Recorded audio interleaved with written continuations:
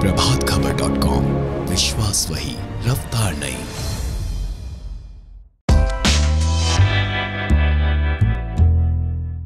Hi, I'm Inu Budhia, founder of Caring Minds, I Can Fly, Cafe I Can Fly, and psychotherapist and counselor by profession. मेरा जन्म तिनसुकिया आसाम में हुआ और मेरी शिक्षा भी वहीं थी। मैं पल पोस के वहीं बड़ी हुई। उसके बाद मेरी शादी होके मैं कलकत्ता आ गई। कलकत्ता में जब मेरी दूसरी बच्ची सेकंड डॉटर जब स्कूल जाने लगी, मॉन्टेसरी जाने लगी, तब उसके शिकायतों का कोई अंत नहीं रहा। डेली शिकायत आती थी कि बैठ नहीं रही है, घूम रही है, बहुत रेस्टलेस है, बहुत हाइपर है। ये सब शिकायतें सुनकर मेरे को समझ आ गया कि जरूर कहीं कुछ गड़बड़ है। मैं उसको लेके बैंगलोर निमहैंस गई, वहाँ असेसमेंट कराया तो पता चला कि वह न तो नॉर्मल है और न अब एबनॉर्मल है। मैं तो मानो आसमान से गिरी। मैं गहन डिप्रेशन में चली गई। संजय मेरे को लेके डॉक्टर के पास गया और मेरी दवा चालू हो गई और दवा से मैं थोड़ी अच्छी भली होने लगी। और उसके बाद मेरी जर्नी मेरी छोटी बेटी प्राची के साथ शुरू हो गई। मैं उसको लेके देश विदेश बहुत जगह उसको लेके गई, इस आशा में कि वो ठीक हो जाएगी। यूके, यूएस, दुबई और कहाँ नहीं गई मैं। सब जगह निराशा हाथ लगी, क्योंकि इस तरह की चीजें मैनेज हो सकती है, दे कांट बी ट्रीटेड, ये मुझे समझ नहीं आ रहा था, एक्सेप्ट नहीं कर पा रही थी। और मैंने प्राची को लेके जब सब जगह गई तो मैं अपने आप को भी सर्टिफाइड किया, अपने आप को भी क्वालिफाइड किया। मैंने काफी ट्रेनिंग ली अपने आप को भी, जिससे कि प्राची के लिए भी और मैं वापस आके कुछ कर सकूं। मैं जब वापस आई तो मैं स्टूडेंट काउंसलर बन गई जेवियर्स कॉलेज और जेडी बिरला कॉलेज में, और साथ ही साथ मैं बेलव्यू क्लिनिक में बैठने लगी।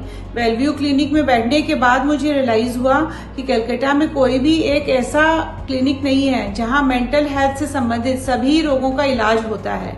ये चीज मुझे समझ आ गई और ये मेरे लिए बहुत अच्छी अपॉर्चुनिटी थी। उसके बाद मैंने केयरिंग माइंड के बारे में सोचा। केयरिंग माइंड का जन्म मेरे ब्रेन में तब हुआ।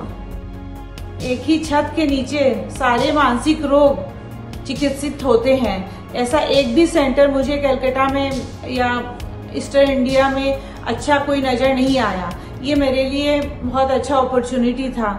मेरी इंस्पिरेशन प्राची बन गई और मैंने एक केयरिंग माइंड का सपना देखा, जो एक मेंटल हेल्थ क्लिनिक होगा जहां एक ही छत के नीचे सारी सेवाएं मिल जाएगी मेंटल हेल्थ से रिलेटेड। जब केयरिंग माइंड के बारे में सोचा तो बहुत सारे रोड ब्लॉक्स आए। उसमें से एक था हम लोग की बालीगंज सर्कुलर रोड में एक प्रॉपर्टी थी, मैंने केयरिंग माइंड शुरू करने के लिए वहाँ का इंटीरियर्स चालू किया।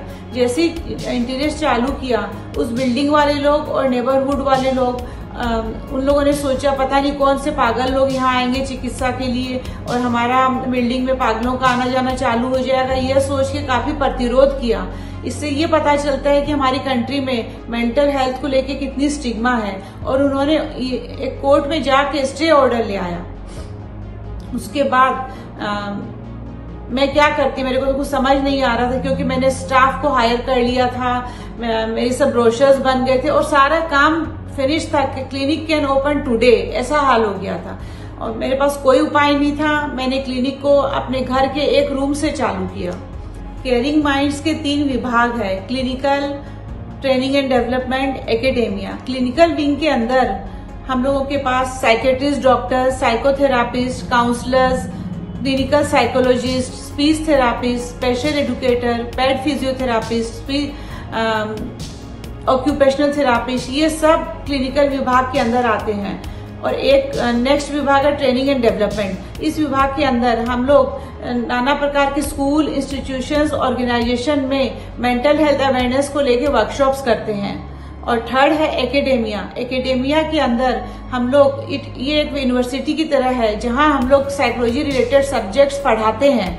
हम लोगों के छोटे छोटे वर्कशॉप्स, वीकेंड वर्कशॉप्स होते हैं साइकोलॉजी रिलेटेड, और लॉन्ग कोर्सेज जो हैं वो कलकत्ता यूनिवर्सिटी और जादवपुर यूनिवर्सिटी से रिकॉग्नाइज्ड हैं। जैसे 1 year basic counselling course, 1 year diploma in psychological counselling, psycho education, और एक और है फैमिली एंड कपल थेरापी। ये सब ट्रेनिंग एंड एकेडेमिया के अंतर्गत आ जाते हैं।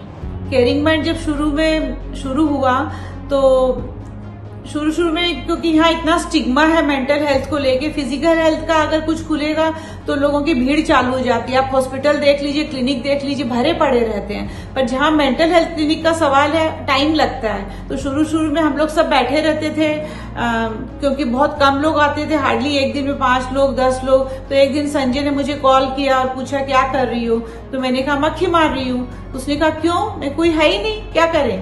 तो संजय को ये बात बड़ी चुभ गई। उसने नेक्स्ट डे 2-3 दिनों में ही पूरे कलकत्ता में केयरिंग माइंड का होर्डिंग लगा दिया और उसने कहा तुमने कुछ शुरू किया है, उसको सक्सेस करना ये बहुत जरूरी है। तुम्हारी कोई चीज में अनसक्सेसफुल देख ही नहीं सकता हूँ। और यहाँ मैं एक बात बताना चाहूंगी कि मेरे इन-लॉज, पेरेंट्स, फ्रेंड्स, रिलेटिव्स और कोई सबसे मुझे बहुत प्रोत्साहन मिला। सबने मुझे बहुत प्रोत्साहित किया और मेरे हस्बैंड संजय और मेरे बच्चों ने भी बहुत प्रोत्साहित किया। और संजय जो कि मेरा एक बहुत अच्छा बेस है, बहुत स्ट्रॉन्ग बेस है, उसके साथ कहाँ मैं आगे बढ़ गई मुझे पता ही नहीं चला। मैंने केयरिंग माइंड का जो सपना देखा था ये एक बहुत छोटा सा सपना था, इतना बड़ा नहीं था। पर संजय के साहचर्य से कब ये बड़ा होता चला गया मुझे पता ही नहीं चला। मेरी बड़ी बेटी प्रियम, उसका भी बहुत प्रोत्साहन रहा मेरे इसमें, उसको बहुत इंटरेस्ट है केयरिंग माइंड के काम काज में। और मेरी छोटी बेटी प्राची, वो मेरी इंस्पिरेशन है। उसको सोच के ही मैंने जो भी किया है उसको अपना इंस्पिरेशन मान के किया है।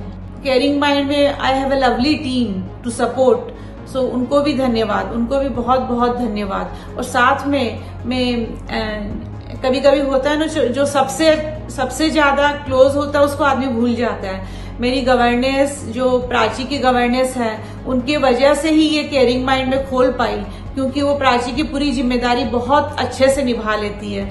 तो उसको भी बहुत धन्यवाद। आने वाले वर्षों में मैं चाहती हूँ केयरिंग माइंड मेंटल हेल्थ का एक पर्याय बन जाए।